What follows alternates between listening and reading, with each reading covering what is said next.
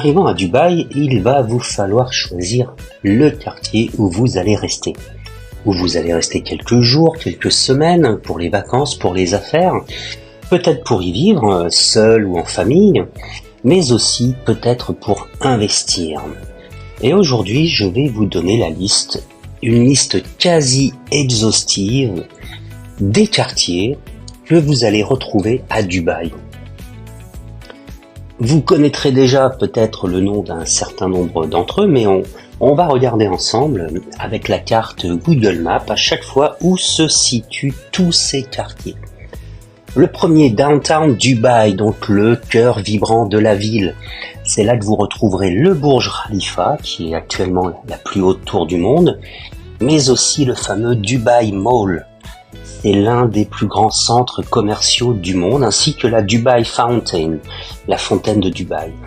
Voilà, c'est un quartier qui est très emblématique pour le luxe, le tourisme et bien sûr la vie urbaine. Ensuite, vous trouverez Dubai Marina, c'est un petit peu plus éloigné, c'est la plus grande marina artificielle au monde. Elle est célèbre pour ses gratte-ciels spectaculaires, son front de mer qui est très animé avec la Marina Walk et sa vie nocturne. C'est vraiment le symbole du Dubaï moderne. On va ensuite découvrir le Palm ou la Palm Jumeirah. C'est une île artificielle en forme de palmier, c'est l'icône du luxe absolu, avec des hôtels comme l'Atlantis The Palm. Il y a des villas exclusives, des plages privées. C'est une prouesse architecturale mondialement connue. Ensuite, le quartier de Deira, le quartier historique situé sur la rive nord du Dubai Creek, réputé pour ses souks traditionnels, notamment le souk de l'or, le Gold Souk, mais aussi le Spice Souk, et une ambiance vraiment multiculturelle. C'est vraiment un quartier qui est très agréable, très populaire et franchement très très sympathique. Le quartier suivant, le Bourg Dubaï. Il est situé sur la rive sud du Dubai Creek et ce quartier abrite des sites historiques comme le quartier Al-Bastakia, voilà, et ainsi que le Dubai Museum et des bâtiments beaucoup plus traditionnels.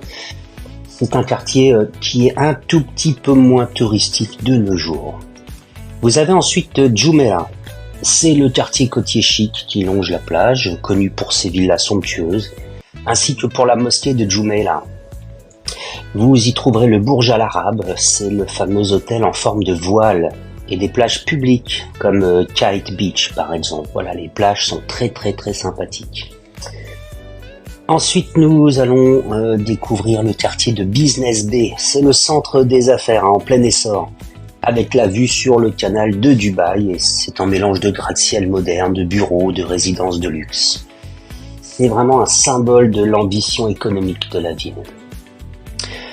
Ensuite, les Dubai Hills Estates. Alors là, c'est un quartier pour la communauté résidentielle haut de gamme.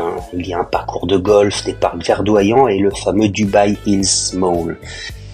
Alors là, on est vraiment dans un quartier où vous n'irez pas en vacances. C'est vraiment un lieu de villégiature, une résidence à l'année pour les expatriés, mais aussi pour les riches investisseurs.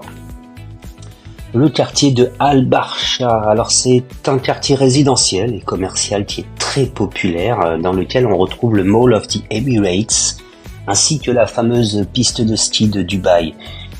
Alors j'adore, c'est vraiment un quartier qui est très populaire. Les restaurants sont vraiment sympathiques, les petites boutiques, voilà, juste à côté du Mall of the Emirates. C'est mention spéciale pour moi, coup de cœur. Ensuite, le JBR, Jumeirah Beach Residence. Alors, c'est une zone qui est assez animée en bord de mer avec notamment The Walk, une promenade qui est bordée de restaurants, de boutiques et tout ceci le long de la plage.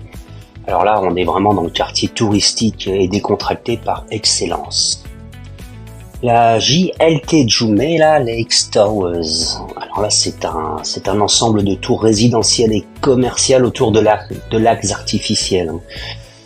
C'est très très cosmopolite, l'atmosphère est vraiment sympathique et pour les investisseurs, c'est plutôt pas mal aussi.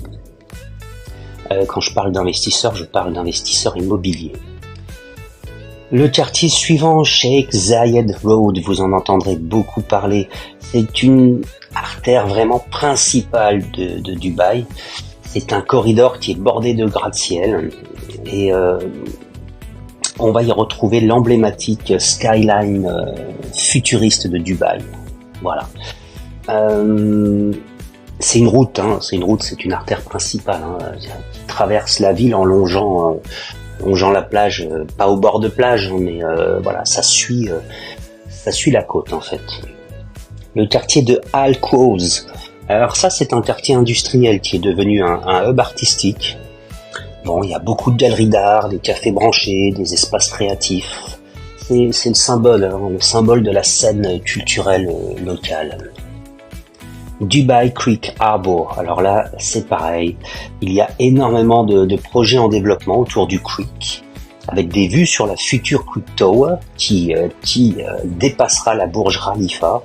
Le promoteur est Azizi Développement. Alors là, c'est un mélange de modernité et de racines historiques, et les investisseurs immobiliers en auront pour leur argent et probablement aussi pour leur belle rentabilité. Nous avons ensuite le quartier de Arabian Ranches. Alors là, c'est une communauté résidentielle plutôt tranquille, avec des villas style arabe, un golf, des espaces verts. Voilà, c'est une partie de la ville qui est vraiment paisible. On poursuit avec Emirates Hills. Alors c'est un petit peu le Beverly Hills de Dubaï. C'est un quartier qui est très exclusif et qui propose des villas personnalisées autour d'un golf. C'est vraiment réservé à une élite. Le quartier suivant, le DIFC, le Dubai International Financial Center. Alors là, c'est le centre financier mondial. C'est pas compliqué, avec des bureaux, des galeries d'art, des restaurants haut de gamme. C'est tout le pouvoir économique de Dubaï qui est représenté dans ce quartier. On passe ensuite au Madinat Jumeirah. Un complexe luxueux inspiré des anciennes citadelles arabes, avec des hôtels, des souks et des canaux. Voilà, c'est un hommage au patrimoine un petit peu revisité. Le quartier suivant, Al Satwa, un quartier beaucoup plus modeste et authentique, qui est connu pour ses boutiques locales, ses tailleurs et son ambiance très communautaire. Le Dubai Silicon Oasis. Alors là, c'est la zone un peu techno, avec des résidences vraiment abordables pour tous, qui est très prisée par les professionnels et les familles qui travaillent un peu dans la tech et l'innovation. Voilà, alors là on a fait un grand tour des quartiers un petit peu emblématiques de Dubaï, il y en a beaucoup d'autres, notamment Motor City, je pense.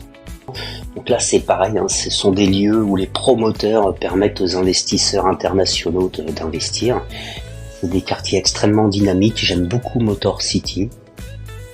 Et voilà, même à visiter, c'est très agréable. Le Jumeirah Village Circle, JVC.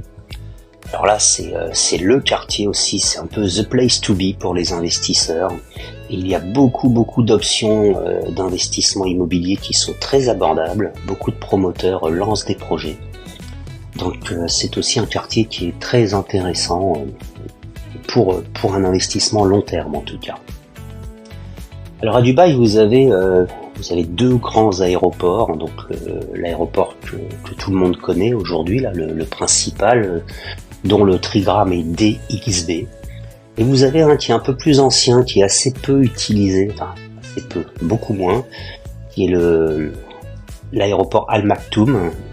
Et alors celui-ci, depuis quelques années, fait l'objet d'une rénovation en profondeur, et il devrait, à partir de 2028, pouvoir accueillir 260 millions de passagers par an, ce qui en ferait le plus grand aéroport du monde. Voilà. Par rapport à DXB, il est complètement opposé, et les projets immobiliers qui se construisent autour de cet aéroport sont voués, a priori, à connaître une très très belle évolution et une future excellente rentabilité. Voilà, j'espère que vous en savez un petit peu plus sur les différents quartiers de Dubaï.